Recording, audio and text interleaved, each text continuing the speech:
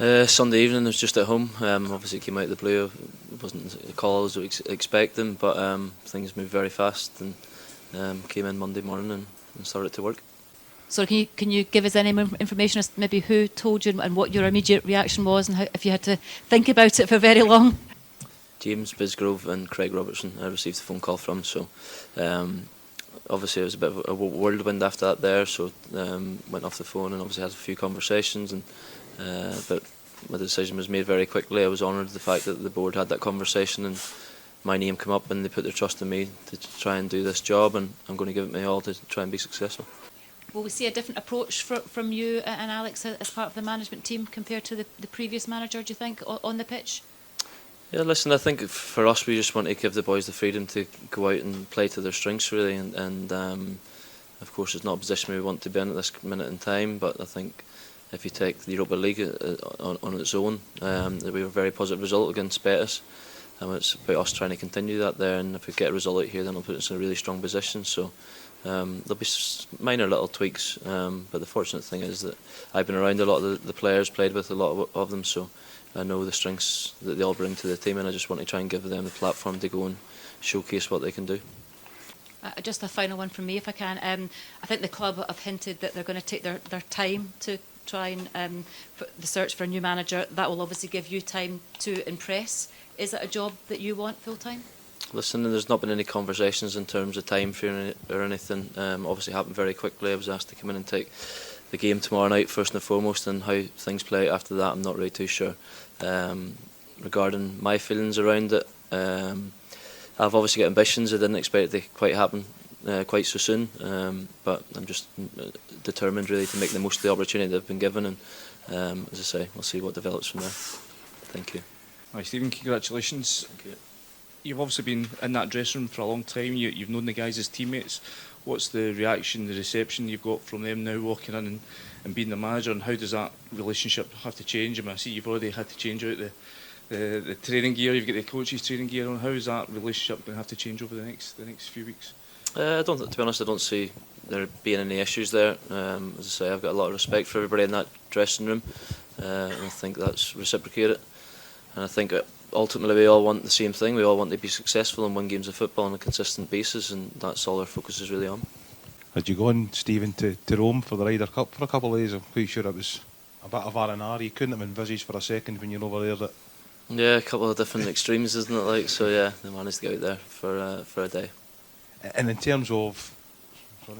I didn't get quite the question, sorry. I was asking the manager, he had gone to watch the European Ryder Cup team play golf in Rome. Okay, we can skip that. In terms of the immediate focus, Stephen, it's how do you go about rebuilding confidence in 3 or 4 days? Because clearly, after the game on Saturday, that's a task you're going to have to undertake. Yeah, listen, I think there's a lot of character within the dressing room. We've got a lot of leaders within there as well, and everybody knows it's time to step up. The great thing about football is you get another opportunity to turn things around. As I said, it's not a position we want to be in. Everybody's hurting from it, and the main focus is first and foremost getting a result tomorrow night and then building that again from there. And as I said, the positive thing about it is the fact that we've won the opening group game. We're in a strong position and we want to try and build on that. Stephen's obviously quite a lengthy injury list the club's been dealing with for the last few weeks. We've seen a couple of the boys have travelled. Can you just give us a run through who's fit and who's not? Yeah, so Nico's travelled and also Kamar Roof. Unfortunately, Jacko didn't make it, but those two will be available to play a part in the game, providing obviously everything goes well in the session tonight. Stephen, have you spoken to Michael Beale over the last couple of days, or has he sent you a message, or has been any conversations there? Yeah, I spoke to him on Sunday night. Obviously in the conversation will remain relatively private, but for me I wanted to thank him personally because he's the way he's dealt with me with my injury and the sort of tough time I'm going through in terms of that there over the last 9 months. Him and his staff were excellent in terms of all the support they gave me, so it was a case of that, and obviously it wasn't a position that I wanted to see, but yeah, it was just a brief conversation and he wished me all the best. James, the scenes at Ibrox last weekend were pretty angry scenes, and surely they were difficult to go through, and there was footage of you online being confronted by a fan. What would your message be to the Rangers fans at this after the last difficult few days, and how difficult has it been for you personally and the squad? I think the first thing you can answer back is obviously your next game and getting a result in your next game, which is obviously we'll have a challenging game tomorrow night, but we've started the group off really well. We can put ourselves in a great position if we get the result that we want tomorrow. So ultimately the fans want us to win, and everyone who signed up to be a player for Rangers knew the task and knew this is a winning club, and that's what we all want to be. We all want to be winners. I think the points where they have been dropped, or even in games where they've been close, it's been really down to small moments and not taking our chances. And I think ultimately if we can address that, the weekend would have looked different. But that, us as players, we have to take that responsibility to take those smaller moments and make differences in games. Can I ask the same question to both of you, James? You first of all. What are you expecting from the opposition tomorrow? They'll obviously have their own challenge. They like to press from when we build up. They like to obviously try and catch on the counter attack. So we've got to be well balanced as a team when we're attacking. The best thing, obviously, when you play in Europe, it's going to be an open game of football. By a full belief in our ability as a team that we can get the job done tomorrow night. Yeah, echo what James says. Also, they're obviously an athletic side. They like to get runners in behind and play forward quickly. So we're going to have to get the balance right in terms of how we approach the game. Basically, the question is, he has noticed that you are very liked by everyone in this room and from the fans of Rangers. I might not stay together. And basically, he's wondering if it's dangerous for your career if, by taking on this role, if the bad results continue as they are. How and the second scale of the question was, did you have time to evaluate and review the way Aris is playing currently, considering that you just got the job offer, let's say, on Sunday night and you started working on Monday? Yeah, sorry. Started so positively, didn't it? We can add it up.